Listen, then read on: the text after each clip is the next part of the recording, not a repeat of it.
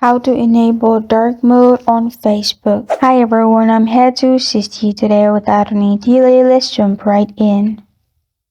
First, open Facebook on your device.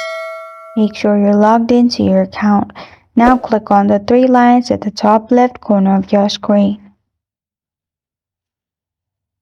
In here, simply scroll down and click on Settings and Privacy.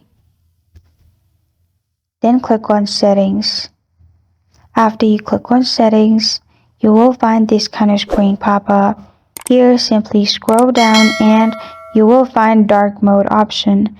Simply click on Dark Mode option, which is below Browser and above Camera Roll Sharing Suggestions. Click on Dark Mode. Now press on at the top. Make sure the dot isn't on. After you do that, you're good to go. This is how to enable dark mode on Facebook. Thank you for joining me today. If this video helps you out, please leave a like and subscribe for more.